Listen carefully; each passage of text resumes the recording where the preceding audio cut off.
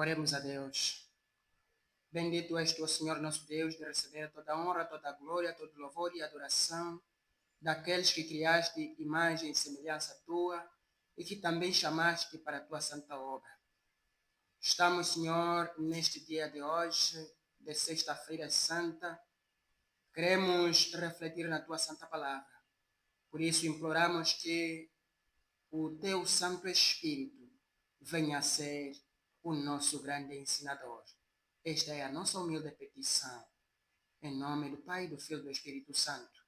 Amém. Hoje, sexta-feira, 18 de abril de 2025, as saudações são do vosso conservo em Cristo Jesus, pastor Alberto Canhanga Cajamba, a partir da área missionária do Zaire, para então refletirmos juntos sobre o dia que nosso Senhor Jesus Cristo foi julgado, castigado cruelmente, obrigado a carregar a sua cruz até a morte, e o dia em que entregou-se totalmente para a nossa salvação. Bem, biblicamente, o número 7 é um algarismo com mais significados e representa a perfeição, a santidade, a plenitude, a organização e instituição de Deus. Mas hoje o nosso foco não é falar dos 7 dias que Israel deu volta à cidade de Jericó para ser derribada, não de perdoar 70 vezes 7, não de 7 igrejas da Ásia, não dos 7 selos, nem do assunto que diz respeito a Jesus, que alimentou cerca de 4.000 pessoas com 7 pães, onde a comida em sobra somou 7 cestos. Ou então falar de algum 7 diferente do hoje. Hoje vamos então nos referir das 7 palavras de Jesus Cristo na cruz. Se o número 7 representa a perfeição, então essas são as 7 palavras perfeitas de Jesus na cruz. Por isso, vamos ler o nosso primeiro texto de Lucas capítulo 23, versículos 33 e 34.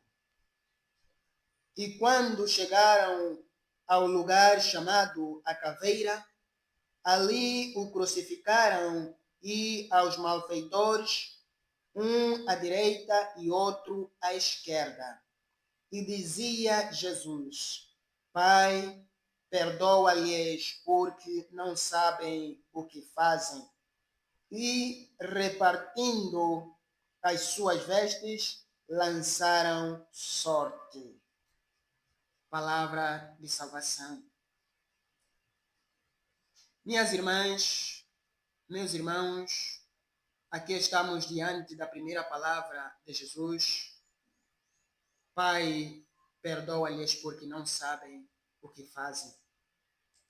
Na verdade, a cruz, no princípio, foi um instrumento horrível que o mundo já conheceu para castigar os malfeitores, castigar os transgressores. Mas a partir da crucificação de Jesus, este instrumento se tornou um emblema de beleza por causa do que Jesus Cristo evidenciou nela. Com ele foram, na verdade, crucificados mais 2 malfeitores, sendo um à direita e outro à esquerda. Já que a cruz era um instrumento de castigo, os 2 malfeitores podem não ter sido os únicos crucificados nesse dia. Porém, eram os únicos neste privilégio ao lado de Jesus Cristo. Sim, eram os únicos neste privilégio ao lado de Jesus Cristo. Jesus, o crucificado, olhou para os que o crucificaram e olhou para o mundo inteiro, não viu nenhum humano sequer capaz de salvar-se a si mesmo. Por isso, rogou ao Pai, libertou o seu coração. Pai, perdoa-lhes, porque não sabem o que fazem. Deus, na verdade, o fez pecado por nós, para que fôssemos feitos justiça de Deus. Quantos irmãos hoje, quantas pessoas hoje não reconhecem esta grande oportunidade, esta graça que o Senhor nos concedeu deste perdão incomparável, um perdão que não se paga. E quantas pessoas hoje que, quando o seu próximo erra, então tendem a guardar o rancor, tendem a guardar a vingança para a vida inteira. E dizem, o que o fulano, o que a fulana me fez, me falou, não lhe perdoo, só por cima do meu cadáver. Minha irmã, meu irmão, será que tens a certeza de que depois de te tornares cadáver, terás o tempo de voltar para perdoar quem errou contra ti? Este mesmo tempo que o Senhor te deu enquanto estás em vida para perdoar, não importa a circunstância, porque Jesus sofreu muito mais do que a minha irmã, do que o meu irmão. Em verdade, te digo que hoje mesmo estarás comigo no paraíso. Lucas capítulo 23, versículos 34 a 43. Aqui encontramos a segunda palavra de Jesus Cristo na cruz. Os líderes religiosos e todos os que se faziam de inimigos de Jesus o zombavam, dizendo: ele salvou os outros, agora que salve-se a si mesmo. Queremos ver se ele é o verdadeiro Cristo, o escolhido de Deus. É provável que essas e outras palavras da maioria dos zombadores iludiram um dos malfeitores que estava crucificado com Cristo. Este foi induzido a esquecer-se do seu erro e achou mais fácil também julgar, blasfemar contra Jesus com as seguintes palavras: se tu és o Cristo, salva-te a ti mesmo e a nós. Na verdade, muitas vezes tem sido fácil julgar o outro.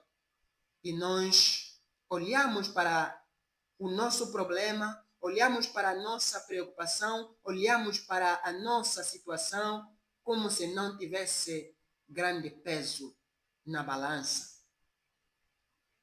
Mas vemos entre esses dois o outro que, na verdade, repreendeu a este ladrão que zombava Jesus. Ele humilhou-se diante do Senhor e pediu um lugar no reino de Deus. De imediato recebeu a promessa da vida eterna e recebeu o paraíso para sempre. Este, na verdade, que blasfemou contra Jesus, perdeu o grande privilégio que tinha de alcançar a vida eterna ao lado de Jesus. Estava já ao lado de Jesus, não longe. Por isso, é tempo de cada um de nós fazer uma introspecção da sua vida e descobrir qual desses dois cada um se identifica com ele.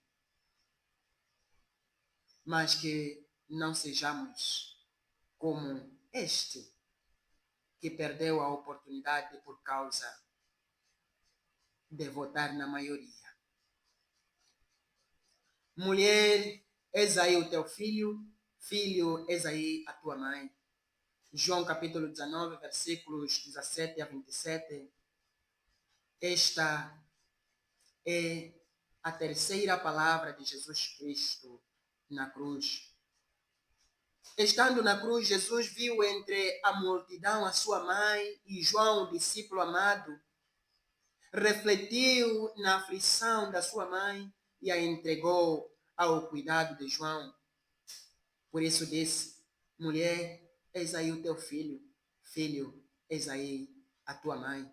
O versículo 27 confirma claramente que desde aquele momento o discípulo recebeu ela em sua casa para cuidar dela. Muitas vezes, nesta vida, pensamos que a responsabilidade de cuidar dos outros não é nossa. Aí, automaticamente, nos assemelhamos a Caim, que depois de matar seu irmão Abel, Deus pergunta: Caim, onde está Abel, teu irmão? E ele, todo refilão, todo arrogante, responde com dureza: não sei, porventura sou eu o guarda do meu irmão? E quando agimos assim, nós nos esquecemos do projeto de Deus, pelo qual Ele nos colocou a viver em sociedade para que nos ajudemos uns aos outros. Ajude o teu irmão, não olhe para a pessoa se é teu familiar ou não, mas faça em nome de Deus. Deus meu, por que me desamparaste? Temos esta quarta palavra de Jesus Cristo na cruz, mencionada em Mateus capítulo 27, versículos 39 a 47. Jesus, enquanto estava na cruz, estavam por debaixo da cruz os doutores da lei, os sacerdotes, os fariseus, que faziam aquilo que verdadeiramente eles achavam por bem, olhando para Cristo como seu adversário.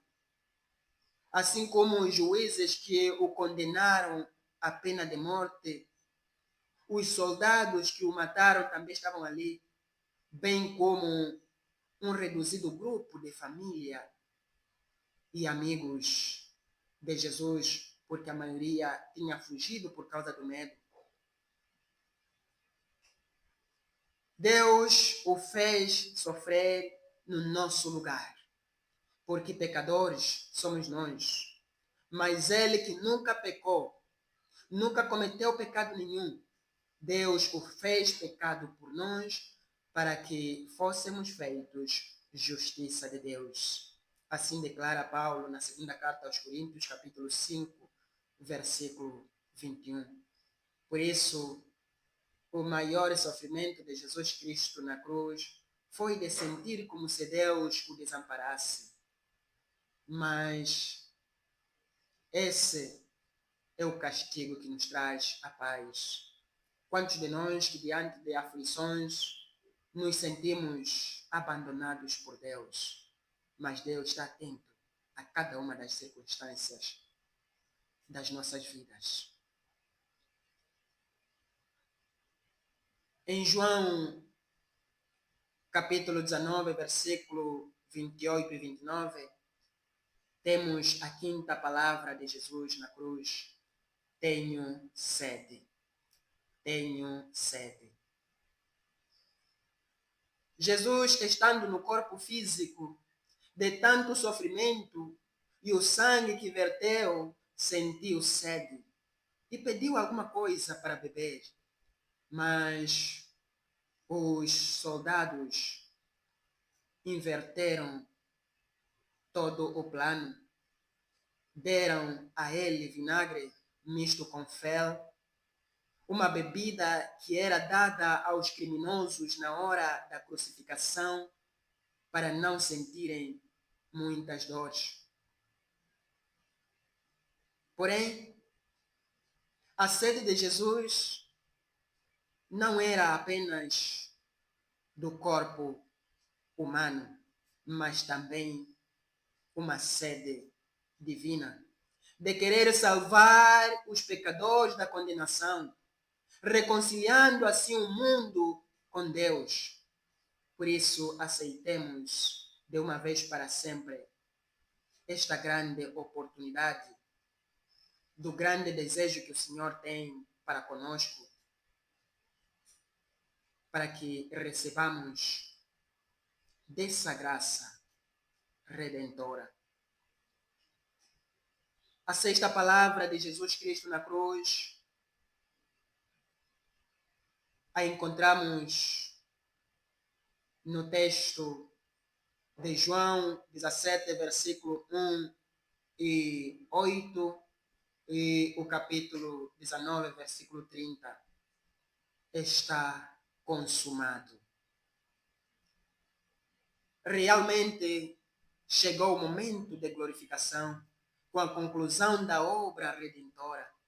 A declaração está consumado transmite-nos o ensino de que todos os que quiserem receber a salvação de graça está garantida de geração a geração.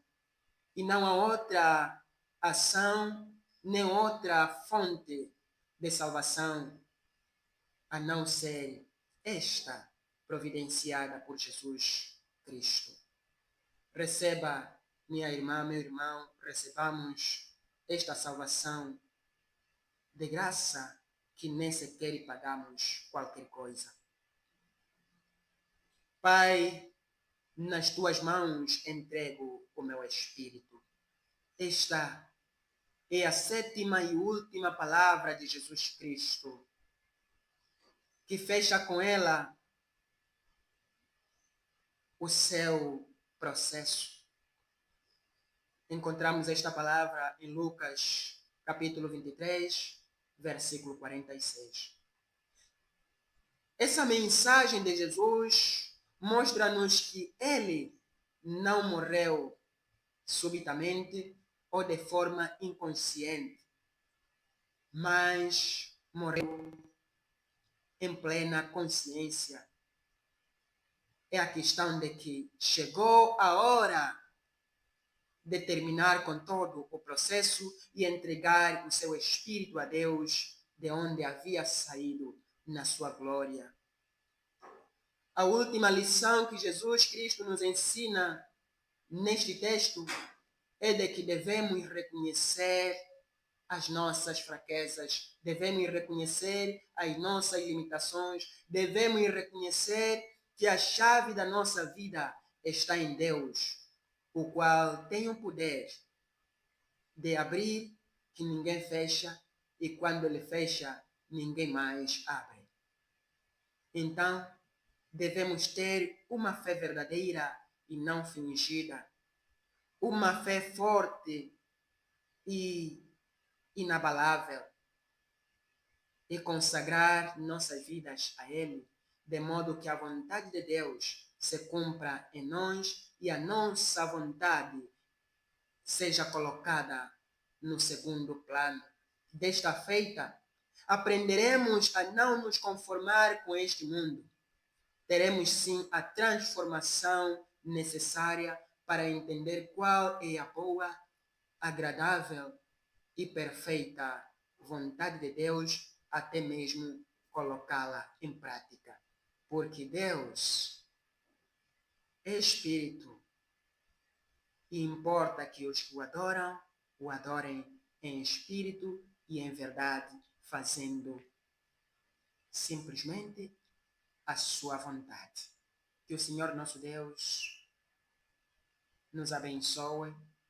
Senhor nosso Deus, venha nos ensinar de melhor maneira, para que sejamos instrumentos úteis nas suas mãos, que simplesmente fazem aquilo que o seu Criador deseja, fazem aquilo pelo qual o Criador teve que fazer este instrumento.